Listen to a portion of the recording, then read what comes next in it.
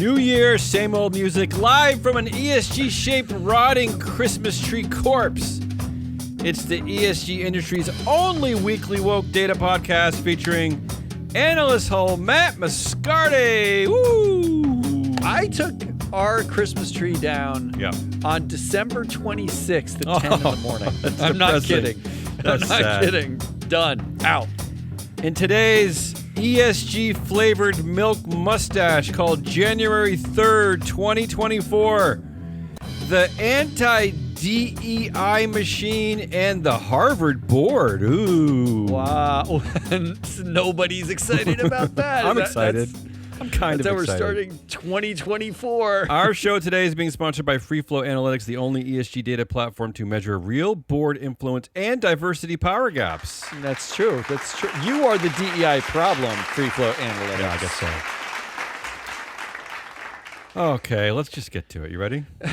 I hate this. Hey, what? Do you have any, what, before we even get started, what was we basically took a week off here. What'd you do? Seems like forever. Oh, man, it was gluttonously awesome. Did you essentially gain 17 pounds? I think I've gained about 15 pounds since Thanksgiving. Although everyone's telling me duh, that's normal, but I want to feel bad about myself. Why do I have to feel like everybody else? I want to feel stupid. So did you make a resolution to lose the 15 Not pounds a resolution, like everybody else? I stumbled upon something in the last few days, is that I was never hungry anymore, and I kind of felt sad about that. It just felt awkward. Wait, I woke up full. In fact, yesterday, my first day back at work, January 2nd, the first day I tried to start eating well, I didn't eat until about 7:30 at night because I wasn't technically hungry because I was eating so much food. I'm serious. So you're like a polar bear living off. Yeah, but it was great. The only real issue is that I live in Portland, Maine, and we've had no snow, and it's terrible. It's the worst. Yeah, it's climate change. You're welcome. But forget all that. You need snow to cover up how ugly everything is. Well, I mean, that's the real point of snow up here, is that it's just trashy and ugly up here in Maine. We need the nice white snow to cover it all up. My secret is to lay out in the snow myself, so nobody notices how I expanded. All right, what do we got going on for our first Woke Wednesday of 2024? This is a bad one. This is an exhausting one because we did We did a full anger pivot this morning because unfortunately I got caught up reading Bill Ackman's anti-DEI rants. Bill, I know you at least are a fan of the show and you have friends that listen to the show. Just come on the show because I really want to yell at you. I just really want to. I think you're a terrible person, and I really want to tell you about that. I really want to share that feeling with you.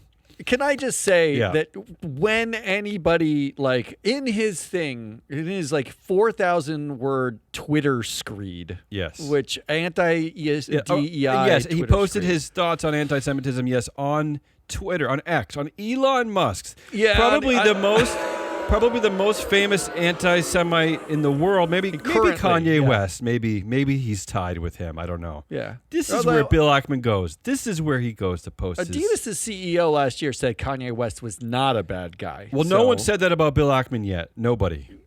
Well, Bill Ackman did say that Elon Musk is not anti-Semitic. And Bill Ackman himself said that he himself is not a bully, so I guess I have to believe him. Even though he just bullied a black woman out of a job at Harvard, so I don't know what the hell's going on. And he did manage to focus on just 3 places where he didn't like the reaction to the Hamas attacks. 3 places where the leaders were what? Where were all the leaders? All the leaders were women. It's just that. And it's important to point out because it is really hard to find 3 of anything where the leaders are women in our culture. It's really difficult. Yeah, so hats off to academia for actually having the bravery to hire women. But Bill, good job. You knew what you were doing.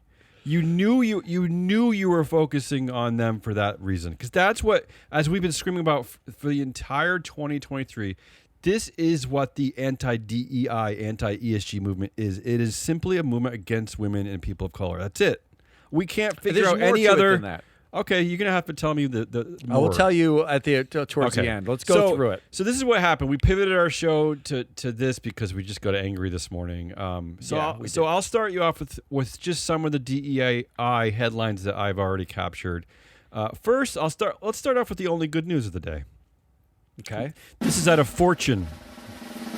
I already don't like it. HR leaders say they're still committed to DEI in 2024 despite the anti-woke backlash. So that's good, right?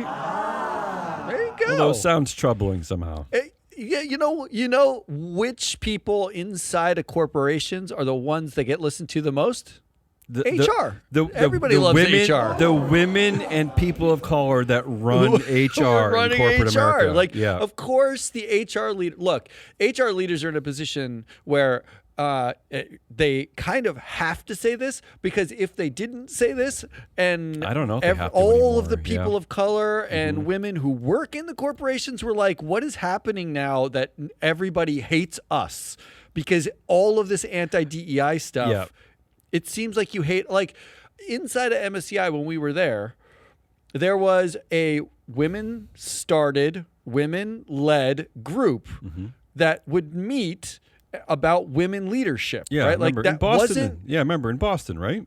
It wasn't like, by corporate mandate. There wasn't a DEI officer. It was basically women inside the organization saying, hey, we need to sort of mentor each other because there is no path forward for us if we don't mentor each other. We need to talk about these issues and bring them up. That is where DEI officers and the whole movement came from. It was people inside saying we need to create our own way up because we're not being given it no matter how hard we work and how good we are. And now the HR department is the one, just like in the pandemic, who had to clean up the mess of the pandemic.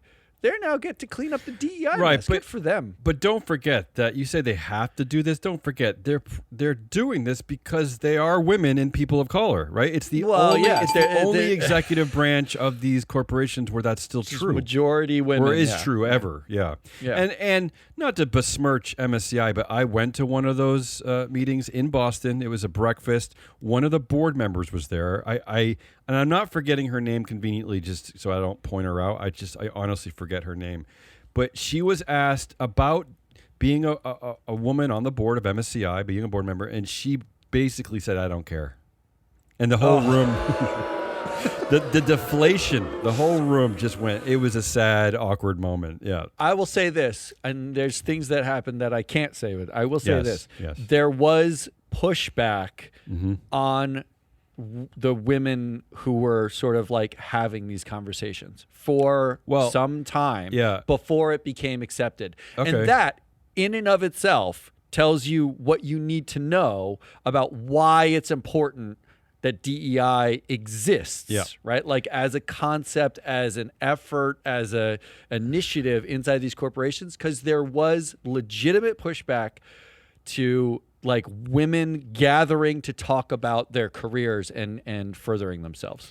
And I will say as a side note that this woman was on the board because of an activist investor. So this was, I think this was a Value Act. Value. Oh, so they're not appointing her. They're clearly not appointing her because of any care about the workplace diversity, any of that stuff. Yeah. All right. So the other headlines.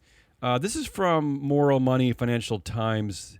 They had an article out, what the drive for cleaner capitalism will look like in 2024. I don't really know what they mean by that, but number 3 in their list is ESG backlash evolves into DEI attacks. That's number 3. Yes. Well, so I think what they're talking about is regulation on the states and federal level here.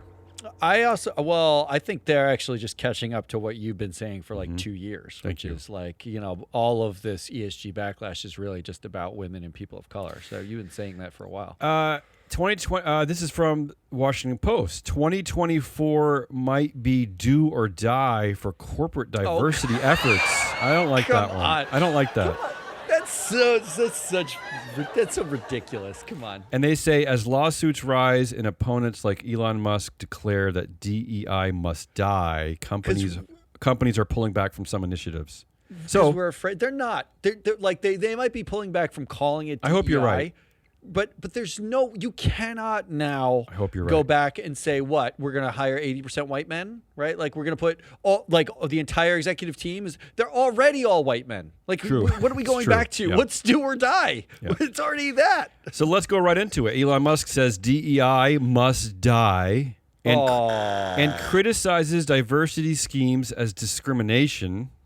Blah, blah, blah. The comment comes days after Musk criticized reports that compensation for IBM executives would be tied to their ability to meet DEI goals when hiring. Blah, blah, blah. So I pulled this one because I wanted to talk very specifically about what he's talking about here, right? I just want to remind our audience what he's talking about. Wait, you're going to add facts to what he said? No, that's not going to work. So IBM has a diversity modifier. The modifier was based on the improvement in representation for executive women globally and Black and Hispanic executives in the United States. We do leave out the Hispanic part. It's not just, we say that anti-DEI is targeted at Black people only. It's obviously both, right? I mean, in America at least, that's the target. So this modifier, Matt, which was not exercised, it's never been exercised. I'm just telling this to Elon Musk. He's listening. What it does is you can add a little bit of annual bonus or take away a little bit of annual bonus for the named executive officers. For the CEO this year, it created a potential range for his bonus to be between $3.3 million and $3.6 million. So essentially, Matt, it has the power to either take off $150,000 or add $150,000. That's it. That's the modifier, right? $150,000. And just so you are super clear here, that $150,000 represents less than 1% of his total pay. Oh, there it is. And beyond that, speaking of MSCI, if we're going to use total realized pay, which also adds the amount of money that he made from stock options, and that represents 0.4% of his total pay. So it's a nothing. It's a nothing. Absolutely nothing. This is the gaslight, though, because if you say this in a public filing, people will just say, "Oh my God!" Like we just spent 6 months talking about how ESG now is driving CEO compensation, so that's why all the companies are doing all this woke shit. I don't like. Everybody needs to do some basic reading in addition. It is less than 1% in almost every single case. There is not a single executive on the planet who's sitting down being like, we need to pivot from what we're doing to concentrate on DEI so I can get a bigger bonus, because the amount of that bigger bonus is infinitesimally small compared to all the other stuff that you get a bonus from. And let's not forget that in the case of IBM, we're talking about CEO Arvind Krishna. The women globally, Black and Hispanic executives in the United States all improved slightly last year, okay? And yet still, they did not exercise the diversity modifier. Okay?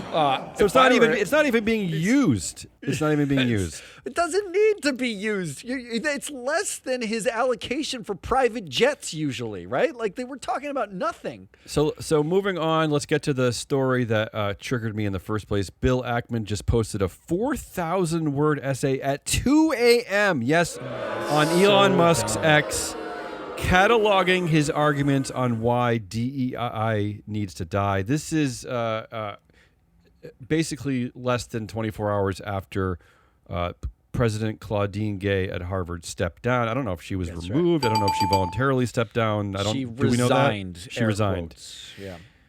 There's I'll hand it off to you at this point before we get into talking about Harvard's actual board, because there's a lot in the press being talked about this on both sides. So I don't know what we have to add here, but what we can add is to actually look at the Harvard board. No one does this stuff. No one actually looks at the people who actually make these decisions at these places, but we will. But I will say this, Matt. I will say this about Bill Ackman. He's a terrible person. I don't think that you're do you want to add anything? Do you want to add anything? Oh, he said this. He said this, which particularly triggered me. And and step back for a second and consider if you want to consider the history of anti-Semitism in our world, which has been going on for thousands of years, let alone talking about, like World War II, which was 80 years ago at this point. Here's what Bill Ackman said. He said, DEI is the root cause of anti-Semitism at Harvard. Ooh.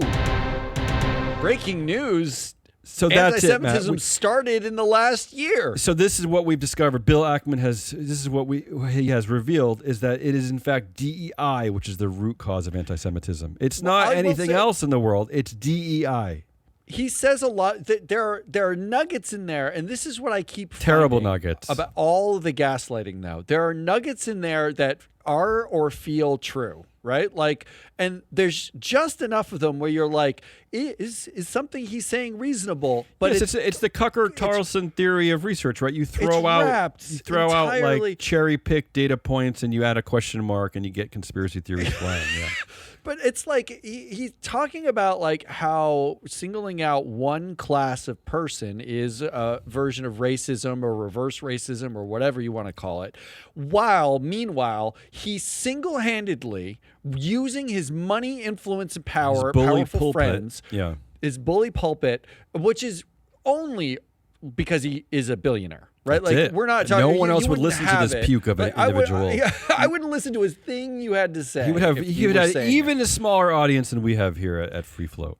Almost. It's hard to do that, but honestly, like the only reason, like he basically targeted 3 women at these at the academic institutions specifically, and he's made excuses for everyone else who's posted actual anti-Semitic things. Elon Musk posted replacement theory, he's calling it actual truth on X, and Ackman backed him. Ackman said, because you don't understand Elon. He shoots from the hip. You don't understand it. Claudine Gay doesn't like violently reject the Hamas attacks fast enough for his liking, and she is furthering anti-Semitism. That juxtaposition, like he is doing the same thing he hates, but he's doing it with billions of dollars at his disposal and proving that what we really want is one protected class who can say what they think and everyone else should do it, and everybody else. That's it. That's the whole thing. Here, I'll move on to the Harvard board. Here's the one quote that really got me. This is actually the quote that got me going this morning. He says, when one examines DEI and its ideological heritage... What heritage? Yeah, well, don't forget, he's being cheeky there because that heritage is kind of referring back to the Confederate era of our country. That's always the word used to support the Confederate times, right? Confederate people heritage. He says, when one examines DEI and its ideological heritage, it does not take long to understand that the movement is inherently inconsistent with basic American values. Our country, since its founding, has been about creating and building a democracy with equality of opportunity for all. He is talking about an economy, a constitution created by slave owners based on a slave economy. I mean, this is what absolutely got me crazy, this one quote. I mean, I'm sorry. Because if you take out the words DEI and its ideological heritage and you replace it with enslaved, if one examines the desire of enslaved black people and women who had no right to vote or do anything, when one examines that, it does not take long to understand that them wanting those rights is inconsistent with basic American values. You could put abolitionists in there. You could put Frederick Douglass in there, right? I mean, abolitionists would be inconsistent with basic American values, right? In which case, he's kind of not wrong, because the American values were founded on the fact that slaves were worth less and women shouldn't vote. That's how American values. So, it's the ending part where he says, founded on creating and building democracy with equality of opportunity for all.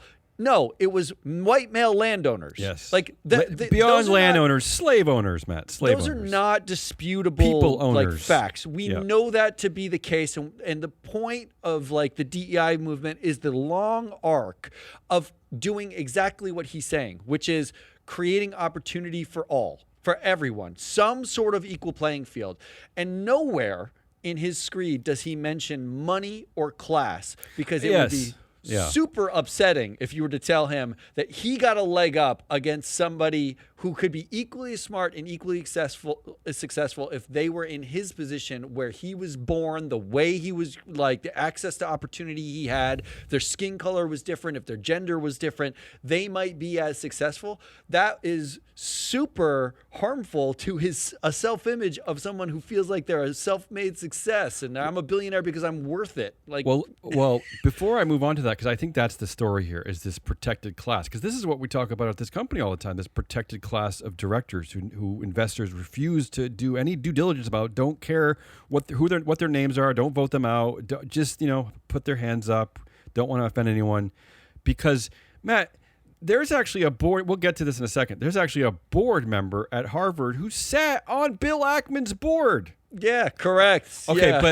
but before we get to that, can I just say one thing? The other irritant here is this whole notion that Bill Ackman and Bill Ackman himself, and maybe Elon Musk too, they are the ones who understand the criteria necessary we don't get it. to be leaders at Harvard, to be the president of Harvard, right? Because the suggestion is, of course, it's not a suggestion, it's blatantly said that Claudine Gay was only there because of diversity efforts. She's a black woman. But so Bill Ackman, he holds the knowledge of what makes a Harvard leader, right? I mean, this is the thing that gets me too. Is that? But that's always the case. Always the case. Know. Always the case. They know. Yeah. But we don't. Nobody else knows. Where is this scripted? Where is that? Where are the traits of leadership? Where are they written down so I can go look at them? Where did Moses put that? Let's find out in the Harvard board. Okay, let's look at the Harvard board. Let's go. Let's move forward. All right, let's move forward. Do you want some move forward music? Yeah, give me some move. I got to calm down. Give me some move forward music. I know. There we go. You get this again. All right. So what nobody else will do but us is actually look at the Harvard board. So this is the formerly known as the President and Fellows of Harvard. I love how it's the Fellows, of course, of Harvard College. And they call this, fittingly enough, they call this the Harvard Corporation. This is the actual name of the board, I like right? This is so this got me to thinking, and I actually, Matt, when I started this project, I didn't necessarily think it was going to get me to where it got me. I thought, which is angry and upset and riled up. We're 20 minutes in and we're still yelling. No, my sense was like, well, is it really a corporation? Do the people on the board act like our directors in our database? Because we cover 9,000 different publicly listed companies. We have all these directors. But Matt, it turns out it's the same thing. Absolutely the same. Ooh. Why don't we even start with I'm going to go kind of randomly here, and feel free to jump in. Let's start with the new interim president, the guy replacing Claudine Gay, Alan Garber. Okay? No joke, Matt. He sits on 2 publicly traded boards in our database. He sits on Vertex Pharmaceuticals and Exelixis, another pharmaceutical. Matt, he is already a corporate director, this guy. Well, that's good. That means we can look him up. I'm just saying, it's the same. I'm sorry. I'm just going to go down and tell you the other Harvard board members who also sit on publicly traded corporations. Ken Chenault, he used to be the CEO and chair at American Express. He is currently on the board of Berkshire Hathaway and Airbnb. He used to sit on IBM, Procter & Gamble, and Facebook. Paul and their DEI efforts. Paul Finnegan used to be the director at CDW Corporation. Karen Gordon Mills, she used to sit on Scott's Miracle-Gro and Aero Electronics. Penny Pritzker, she's the chair of the Harvard board. She is from a very well-known Chicago family that started the Hyatt hotel chain. She is on the board of Microsoft. Tracy Palangian, Tracy. She's the one who serves on Bill Ackman's board at Pershing Square Holdings, although you told me she just stepped down, right? She stepped down December 23rd. She stepped down because of, quote, increased demands of her executive and other board commitments. Which is absolutely bullshit, we know, because there are no increased demands that happened within the last week. And what we don't know is she embarrassed to be associated with Bill Ackman, or is it a bad look for one of his board members to also be on the board of Harvard, which just basically fired Claudine Gay? He just spent like you have to guess that like she's on the Harvard board. She is under direct attack from the guy who runs the company that she's also on a board of. And she probably has a sense that this is not going to go Claudine Gay's way, right? Like at some point she must recognize that and probably pulls out. She had to pull out of somewhere. And pulling out of Pershing Square means she is aligning herself with Harvard more than Ackman. I guess that's something, but something. Shirley Tillman used to serve on the board for on Google for 13 years. And finally, there's only 12 people on this Harvard board. And finally, Ted Wells, who was a well-known lawyer who represented basically every corporation you can think of, including representing ExxonMobil in People of the State of New York versus ExxonMobil. So he's that was a big suit alleging that ExxonMobil misled the company's investors about management of risks posed by climate change. So this is the Harvard board. I got to tell you one other feature before you jump in here. I don't know if you have anything to add to this, but there are also quite a few Nepo babies on Harvard's board. First is, of course, Chair Penny Pritzker. Of course, she her family, the Pritzker family, probably maybe the richest family in Illinois. Again, she's her grandfather, I believe, started the Hyatt hotel chain. Her brother is the governor of Illinois. You have Karen Gordon Mills. Her mom and her dad were both CEO at Tootsie Roll Corporation. Her dad was the CEO there for 53 years. Diana Nelson. Tootsie Rolls? Diana Nelson is a Nepo baby. Her grandfather founded the company that she works for called Carlson Holdings, a company that owns such properties as TGA Fridays. So there you go. So there's also a bunch of Nepo babies on the Harvard. So again, the only reason why I'm pointing this out is that it essentially is the exact same makeup that we see at corporate boards. Well, so there's very little here about like traditional academics. I mean, I let me at least mention that Biddy Martin, she's the president of Amherst College, so that's a good thing. And then Shirley Tillman was the former president of Princeton. That's really the only kind of academic expertise you have on this board. Well, let's talk like meritocracy, right? Go ahead. Like because and we can do this. Like we've got 4 of these people as directors in our database that are active right now, and that's Tracy Palagian, Ken Chenault, Penny Pritzker, and Karen Mills. That's a third of the Harvard board we're talking about. That's a third of the board. Karen Mills is not. We don't have good data. No, you're wrong, by the way. You're haven't wrong. been on the board for a while. Wait, before you get into that, Alan Garber, the new interim president who's on the board, he also is sitting. So it's 5 out of 12 directors. Yeah, we don't have. I don't think we have enough data on Alan. Okay, so go ahead. Like I don't have the data on him. But Karen Mills is new to a board, so we don't have data on her that's deep yet. But Penny, Ken, and Tracy, we have data on. Okay. And look, Penny Pritzker she bets 920 for EBITDA for earnings, 576 for TSR.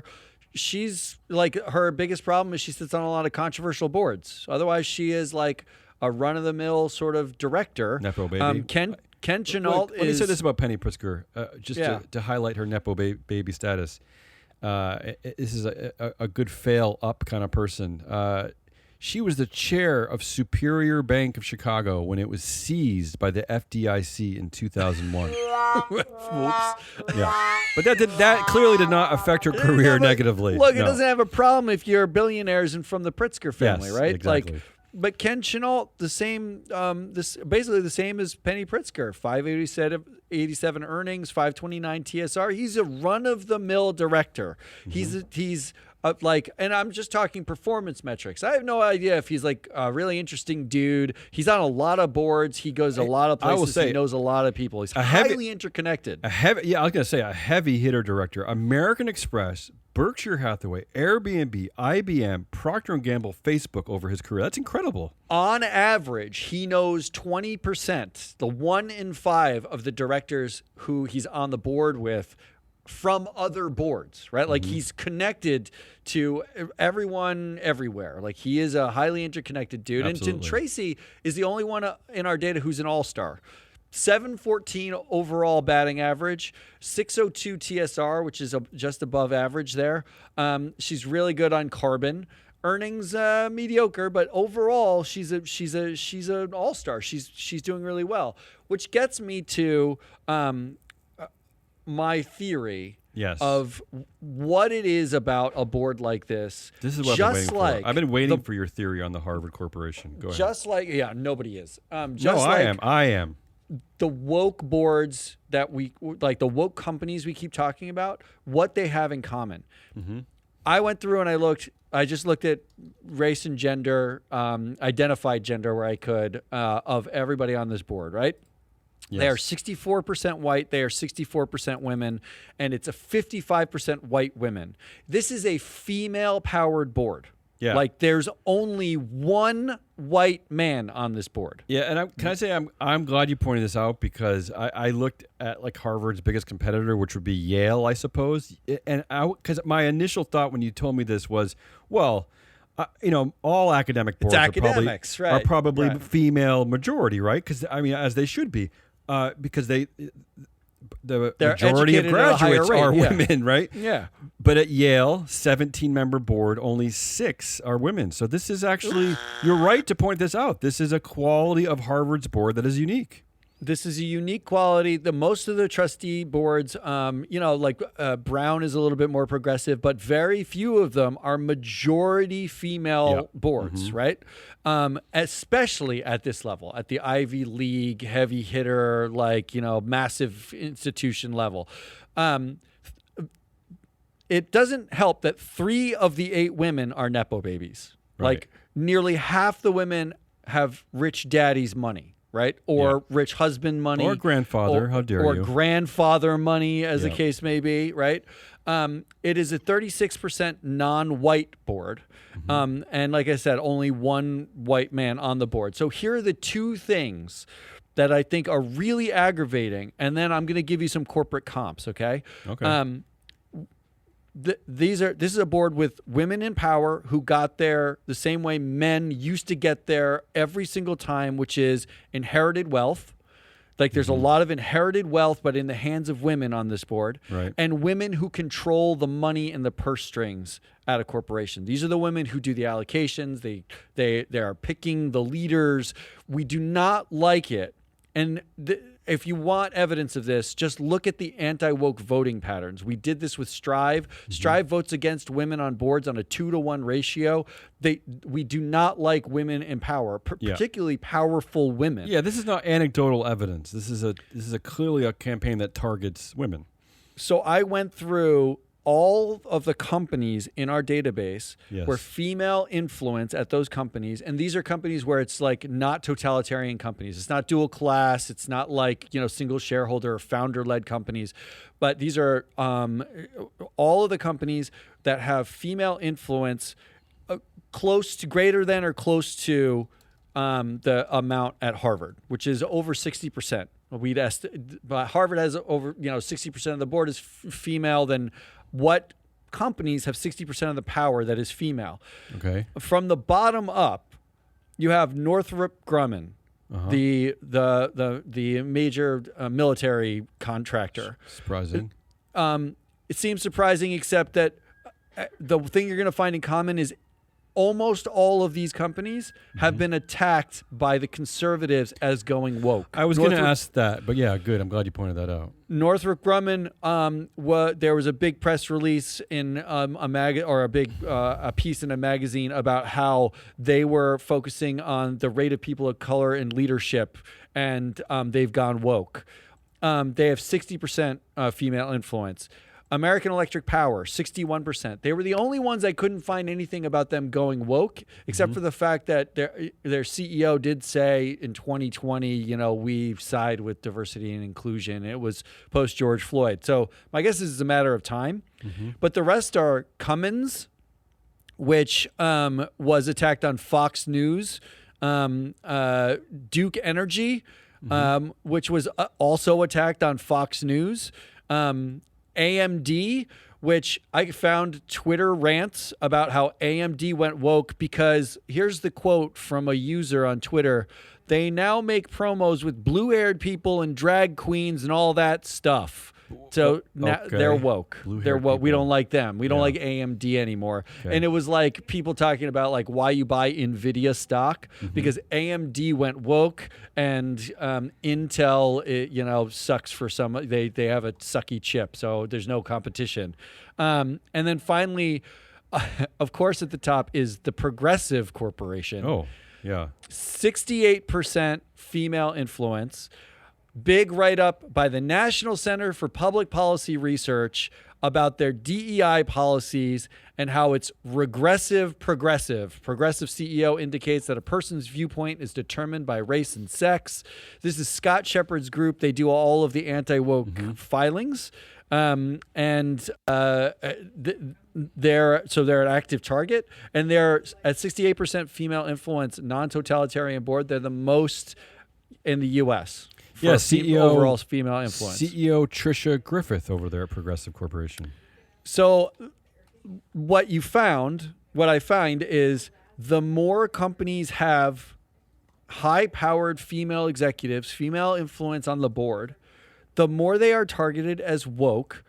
And there's a consistent pattern of white men with money target highly successful, powerful women or people of color. That's it. But for what? That's it. But other than like latent anger, narcissism, like, for what reason? I don't even get the reason. It's just to protect their class further into the next generation. Is that it? I don't even know how the DEI program at Progressive Corporation and CEO Tricia Griffith. I don't even know how does that even rankle Bill Ackman. I don't even understand. I don't know what's going on. I mean, all I know is that like who in their right mind is at the National Center for Public Policy Research is spending their time reading Progressive's DEI policies, right? Like this is That's our job. That's our job. We read DEI policies. How dare you? Once again, they're doing anti-ESG work by doing ESG work. Well, it's really hard to get mad at Progressive because Progressive stock in the last 5 years is up over 175%, right? Like, so we're writing up DEI stuff at a company that has not had any problems in the last 5 years, in the last like decade. They're up like 2,000%. We're talking about companies that are that's a successful company. Well, let me end on this then, because coincidentally, I also pulled a story earlier. Lululemon's billionaire founder Chip Wilson, he's slamming the company today for its diversity and inclusion efforts. Right. This is a company, Matt, which stock has gone from basically $10 to $600 in the last 10 years on a complete up line, right? Like just one of the most successful companies known to the world. And this guy, the founder, is a billionaire because of the people who replace him, because of how good they've been at their jobs, because it's his shareholdings that are increasing in value because of, among other things, their great DEI efforts. And this guy is in the news today yelling about it. All the woke stuff, like Target was up, like in their last quarterly earnings, they were up like 36% year over year for net income. AB InBev, the like Bud Light, like they were up 7% year over year for quarter. So like we're not talking about companies that are failing because of DEI or ESG or sustainability or all of that stuff.